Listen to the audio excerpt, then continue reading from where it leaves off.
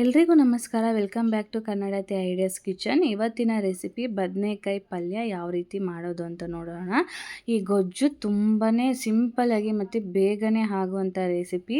ಪ್ರತಿದಿನ ಡೈಲಿ ಯಾವ ಥರ ಪಲ್ಯ ಮಾಡೋದು, ಗೊಜ್ಜು ಮಾಡೋದು, ಚಟ್ನಿ ಮಾಡೋದು ಅಂತ ಯೋಚನೆ ಮಾಡ್ತಿದ್ರೆ ಈ ಥರದೊಂದು ಬದನೆಕಾಯಿ ಗೊಜ್ಜು ಮಾಡಿ ಕೊಡಿ. ತುಂಬಾ ಇಷ್ಟಪಟ್ಟು ಖುಷಿಯಿಂದ ತಿಂತಾರೆ.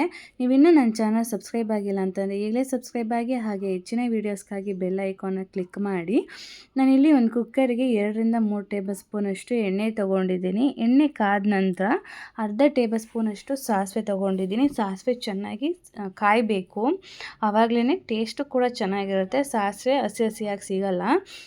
ಅಂದರೆ ಒಂದು 4-5 ಹಸಿಮೆಣ್ಸಿನ್ಕಾಯಿ ತೊಗೊಂಡಿದ್ದೀನಿ. ಖಾರ ನೋಡ್ಕೊಂಡು ತೊಗೊಳ್ಳಿ. ಇದು ಖಾರ ಕಡಿಮೆ ಇತ್ತು ಅಂತ ಅಂದ್ಬಿಟ್ಟು ಒಂದು 4-5 ಹಸಿಮೆಣ್ಸಿನ್ಕಾಯಿ ತೊಗೊಂಡಿದ್ದೆ. ನೆಕ್ಸ್ಟು ನಾನಿಲ್ಲಿ ಅರ್ಧ ಕಪ್ಪಷ್ಟು ಈರುಳ್ಳಿ ತೊಗೊಂಡಿದ್ದೀನಿ. ಅಂತ ಅಂದರೆ 1.5 ಈರುಳ್ಳಿ ಇತ್ತು, ಸೊ ಹಾಗಾಗಿ ಒಂದು ಅರ್ಧ ಕಪ್ಪಷ್ಟು ಈರುಳ್ಳಿ ತೊಗೊಂಡು ಚೆನ್ನಾಗಿ ಫ್ರೈ ಮಾಡ್ಕೋಬೇಕು. ನಂತರ ಸ್ವಲ್ಪ ಕರಿಬೇವನ್ನು ಹಾಕ್ಬಿಟ್ಟು ಈ ರೀತಿ ಎಣ್ಣೆಲಿ ಚೆನ್ನಾಗಿ ಎಲ್ಲನೂ ಫ್ರೈ ಮಾಡ್ಕೊಳ್ಳಿ. ನಂತರ ನಾನಿಲ್ಲಿ ವೈಟ್ ಬದನೆಕಾಯಿ, ಗುಂಡು ಬದನೆಕಾಯಿ ಬರುತ್ತಲ್ವ, ಸೊ ಆ ಥರದ್ದು ಒಂದು ಬದನೆಕಾಯಿ ತೊಗೊಂಡಿದ್ದೆ. ಅದನ್ನು ಕೂಡ ಈ ಥರ ಎಲ್ಲ ಕಟ್ ಮಾಡಿಕೊಂಡು ಚೆನ್ನಾಗಿ ಎಣ್ಣೆಲಿ ಫ್ರೈ ಮಾಡ್ಕೋಬೇಕು. ಎಣ್ಣೆಲಿ ಬದನೆಕಾಯಿ ಚೆನ್ನಾಗಿ ಫ್ರೈ ಮಾಡ್ಕೊಳ್ಳೋದ್ರಿಂದ ಅದು ಏನು ಹಸಿದು ಅಂತ ಏನಿರುತ್ತಲ್ವ ಆ ಥರದ್ದು ಏನಿರಲ್ಲ. ನೆಕ್ಸ್ಟು ನಾನಿಲ್ಲಿ 2 ಟೊಮೊಟೊ ತೊಗೊಂಡಿದ್ದೀನಿ. ಅದನ್ನು ಕೂಡ ಚೆನ್ನಾಗಿ ಎಣ್ಣೆಲೆಲ್ಲ ಚೆನ್ನಾಗಿ ಫ್ರೈ ಮಾಡಿಬಿಟ್ಟು ಸ್ವಲ್ಪ ಅರಿಶಿನ ಪುಡಿ ತೊಗೊಂಡಿದ್ದೀನಿ, 1/4 ಟೇಬಲ್ ಸ್ಪೂನಷ್ಟು. ನೆಕ್ಸ್ಟು 1 ಟೇಬಲ್ ಸ್ಪೂನಷ್ಟು ಚಿಲ್ಲಿ ಪೌಡರ್ ಮತ್ತು 1 ಟೇಬಲ್ ಸ್ಪೂನಷ್ಟು ಧನಿಯಾ ಪೌಡರು. ರುಚಿಗೆ ಎಷ್ಟು ಬೇಕೋ ಅಷ್ಟು ಉಪ್ಪು ತೊಗೊಂಡಿದ್ದೀನಿ.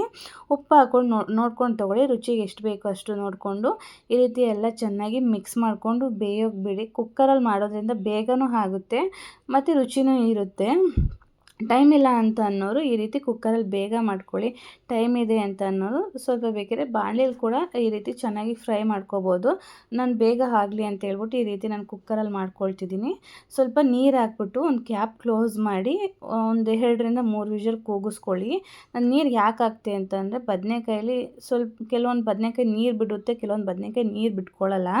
ಆವಾಗ ಏನಾಗುತ್ತೆ ಅಂದರೆ ಕುಕ್ಕರ್ ತಳ ಹಿಡಿದ್ಬಿಡುತ್ತೆ ಅಂತ ಹೇಳ್ಬಿಟ್ಟು ಸ್ವಲ್ಪ ನೀರು ಹಾಕಿದ್ದೆ. ನಾನು ನೀರು ಹಾಕ್ಬಿಟ್ಟು ಕೂಗಿಸ್ಕೊಂಡಿದ್ದೀನಿ. ನೋಡಿ, ಆಲ್ಮೋಸ್ಟ್ ಸ್ವಲ್ಪ ನೀರೇ ಇಲ್ಲ ಆ ಥರ ಕಾಣಿಸ್ತಿದೆ ಅಲ್ವಾ, ಅದಕ್ಕೋಸ್ಕರ ನೀರು ಹಾಕಿ ಚೆನ್ನಾಗಿ ಕೂಗಿಸ್ಕೊಳ್ಳಿ. 2-3 ವಿಷಲ್ ಕೂಗಿಸ್ಕೊಬಿಟ್ಟು ಈ ರೀತಿ ಚೆನ್ನಾಗಿ ಸ್ಮ್ಯಾಶ್ ಮಾಡ್ಕೊಳ್ಳಿ.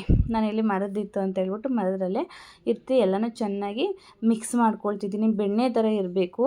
ಈ ಥರ ಮಿಕ್ಸ್ ಮಾಡ್ಕೊಳ್ಳೋದ್ರಿಂದ ನೀವು ಬದನೆಕಾಯಿ ಗೊಜ್ಜು ಅಥವಾ ಟೊಮೊಟೊ ಗೊಜ್ಜು ಅಂತ ಒಂದು ಕೂಡ ಗೊತ್ತಾಗಲ್ಲ. ಟೇಸ್ಟು ಕೂಡ ತುಂಬ ಡಿಫ್ರೆಂಟಾಗಿರುತ್ತೆ.